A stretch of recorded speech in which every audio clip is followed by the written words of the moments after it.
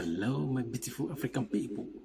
Welcome back to Hell and Ride Africa YouTube channel.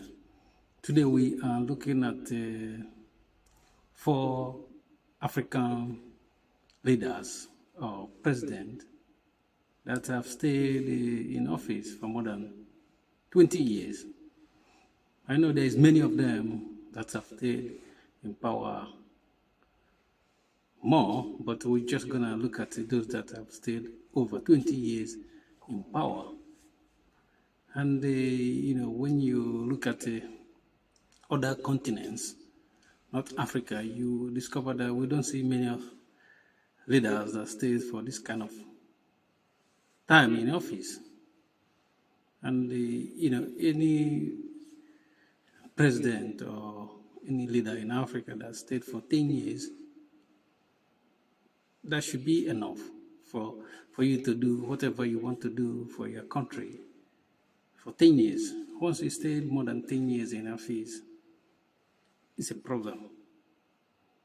Even though some people claim that these people, they bring stability in those countries they are staying. But as I said in my previous video, that any country that depend on a single individual to provide stability in that country have a big problem, which is true. So today we are looking at Paul Biya of Cameroon. He has been in office for 43 years.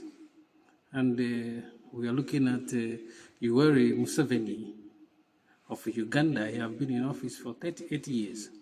And we are looking at Paul Kagame of Rwanda. He has been in office for 24 years at least. And finally, we are looking at Theodora Obiang of, I guess, Guinea-Bissau.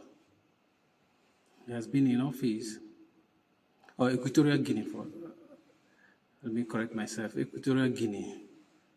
He has been in office for 45 years. I think he is the longest serving leader in Africa. And when you look at those men, if you go back and watch it when they came into power newly, they talk a good game. You think that these people, they are messiah. I'm not saying that some of them have not done well in their country. Maybe they have, but I don't think they have done enough to merit this type of time they have been in office. And when you look at the average years these people spend, these four people spent in office is 37 and a half years. That's the average years they have been in office, which is unbearable. Imagine for someone to be in office in a country, to be just and they say it's democracy, because if he's if it's not democracy, we understand, but they are using the name democracy attaching to what they're doing, which means they are manipulating democracy, because all of them will go to the polls. They will do kind of a sham election where they use all the arms of the government, to make sure they return the power. So the opposition, sometimes they even lock the oppositions up if you challenge them, and it's a tragedy. And the most sad stuff about stuff like this is that the West doesn't, talk about those people. You see the way the West is talking about North Korea.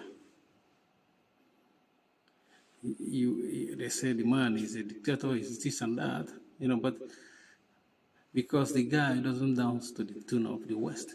But all these African leaders I mentioned, most of them dance to the tune of the West. That's why they turn a blind eyes to these people, and they don't talk about why should you be in office like this. And they are not a king. If he's a king, it's different ball game. But these people are just ordinary citizens that happen to grab power, and they don't want to let go of this power. And they are setting Africa backward. Because if you look at what they have done in the past, those of them that stayed for more than 30 years, is nothing to write home about. And some of them are out of touch. Those punks, I call them punks because these people, they don't like Africa. Because if you like Africa, you know that the problem of Africa is not going to be solved by one man.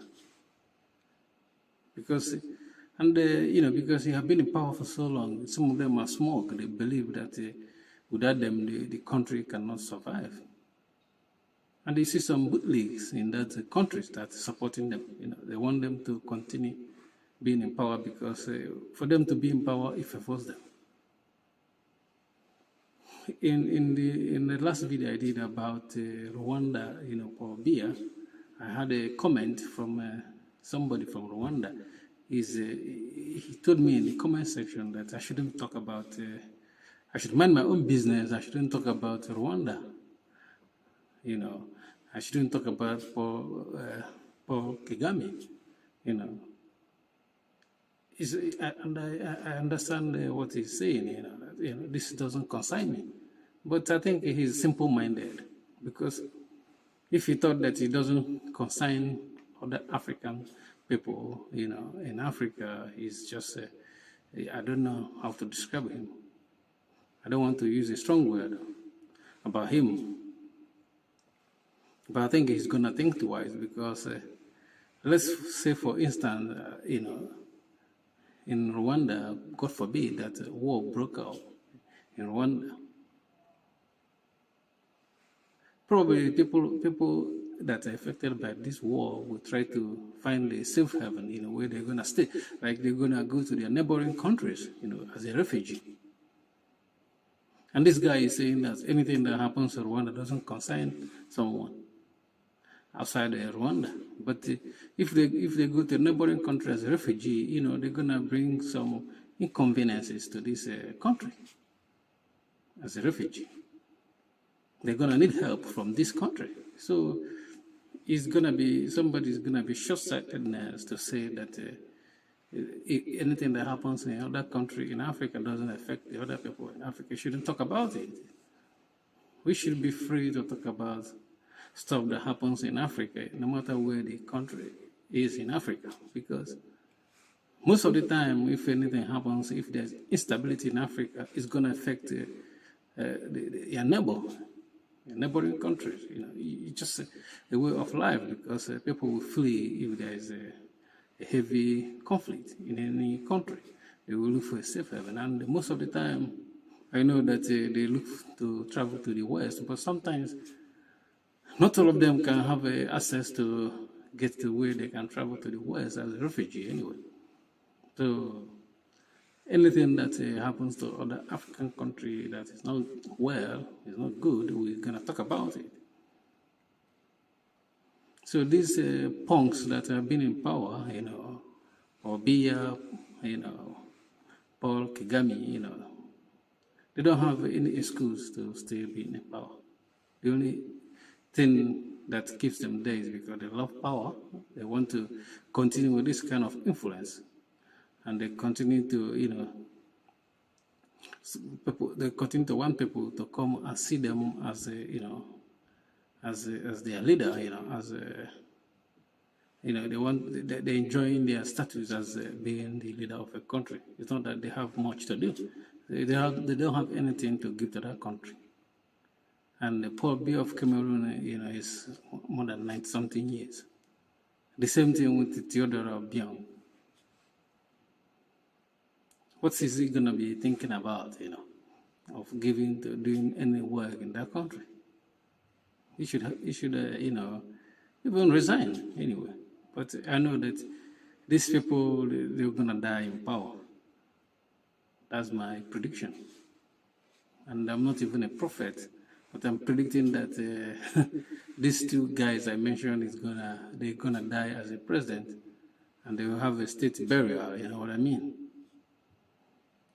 But it's just that the youth that are suffering in Africa, because any bad decision that people do in Africa, it affects people. But some people might not understand. You know, those in Africa, they don't understand what bad leadership is doing to them. It's when you're outside Africa, you look at it and say that this is not good, this is wrong.